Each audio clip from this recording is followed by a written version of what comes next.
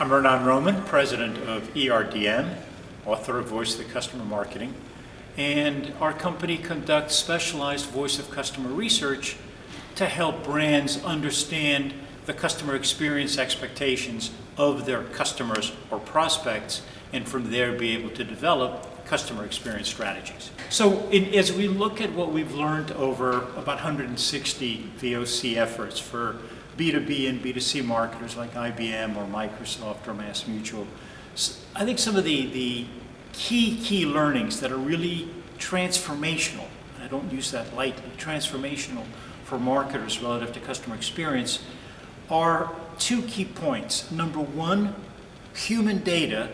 So how do we move beyond big data to what we're finding from the research and calling human data, and part of that being reciprocity of value. So those two constructs being key to help marketers rethink how to truly deliver on the promise of customer experience.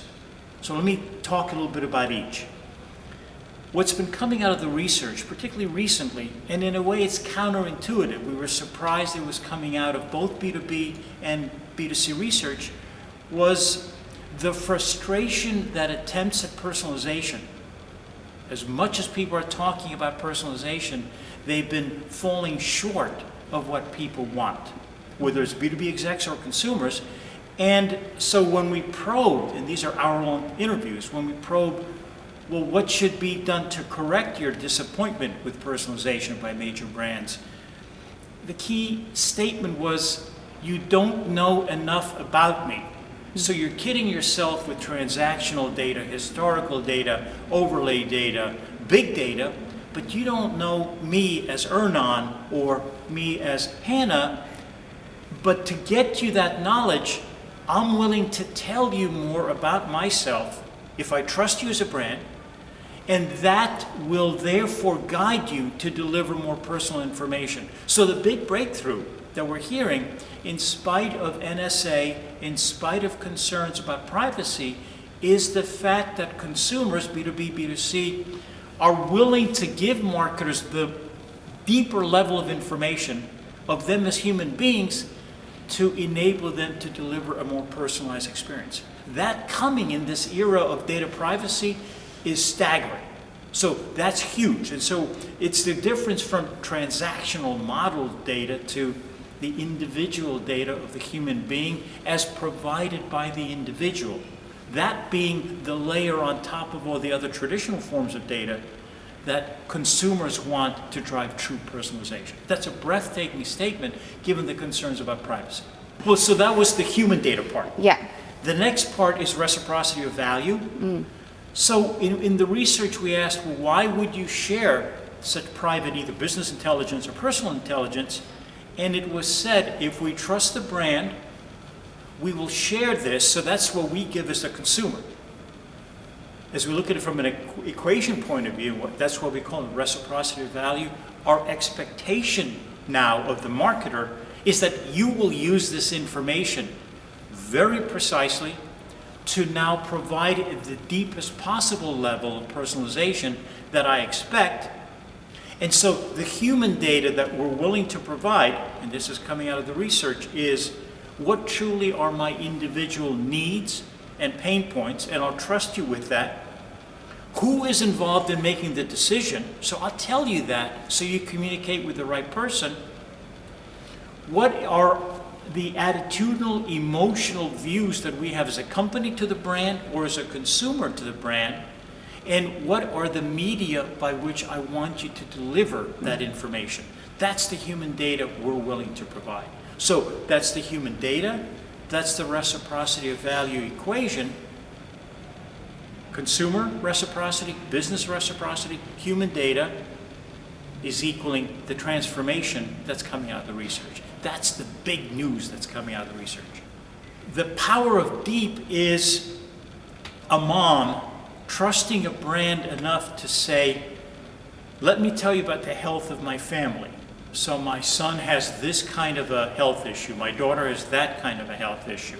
My husband has this kind of a health issue. And so if we trust the brand and the topic is important enough, I'm going to tell you this incredibly personal information, which you're not going to get from anywhere else except one of the family members. I'll trust you this. So a big message to marketers, you better make darn sure that you're building as much trust equity in your brand as absolutely possible, because you've got to earn the right for this incredibly deep information. So that's the human example, the consumer example. The B2B example is CIOs, CEOs we're speaking with who were saying, I'll tell you my competitive concerns, I'll tell you my technology challenges or my HR challenges in exchange for now you as the technology marketer or the benefits marketer providing us with very targeted and personalized solutions and offers, but it's really got to feel like you listened to what I told you and you're providing deep solutions, and you're able to do it in a multi-channel way. If I wanted email, fine. If I want webinar, fine. If I want one of the executives to come in and meet with our C-suite, that's fine. I'll let you know which of those media or delivery mechanisms will satisfy that deep set of needs that I have. That's how it's getting astonishingly deep. But it comes with the expectation that the marketers will provide truly personalized and deep solutions. Otherwise, it's not a reciprocal exchange, and it's been made very clear, I'll trust you with these jewels, but there better be reciprocity. I better get something back from you folks, or I won't give you this kind of information on an ongoing basis. I think step one, in thinking about the companies we work with, the Fortune 50, great thought leaders, across the board, when we do voice of customer research for them, their customers are saying, you might be IBM or Microsoft or MassMutual. So big, trusted, successful companies, but you don't know enough about us as individuals. And so the brand has built the trust equity on a macro level, but at an individual level, they haven't taken the time, process, discipline to understand that individual CEO, CIO, whoever it might be.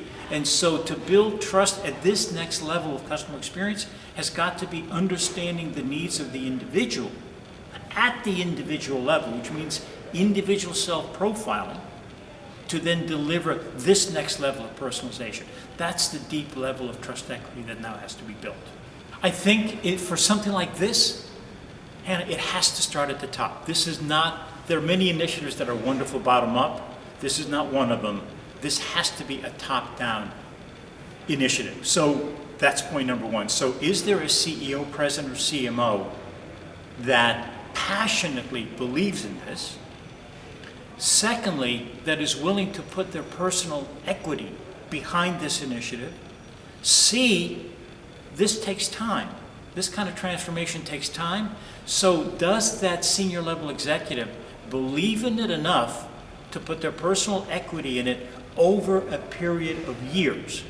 What we've seen happen in the past is that senior executive sees this glittery toy called customer experience, likes it, decides to play with it, puts a campaign to launch it, but then another toy comes along that glitters and they turn their attention, or they get bored. Gee, this didn't get done in 1 quarter. Well, no, it was never supposed to. So what's the patience and longevity of support for the initiative? Because if that senior executive turns their attention, the middle management folks who are trying to get it done and encountering channel conflict and turf and resistance will get killed because they lost the senior level support, and it destroys the initiative as well as careers. So all of those things have to happen. The final key point to make this happen, in our work with the CEO of IBM, Lou Gerstner, he had a great saying about culture change, which was, pay them and the heart will follow. So compensation around the new customer experience behaviors has to dramatically change, or it will not sustain the folks or drive the level of change. So those 6 points that I mentioned are the ones that will drive this level of corporate change. Thank you so much, Ernan. Lastly, what's your personal definition of customer experience in 3 words? So 3 words for something so big. Satisfaction, value, sustainability.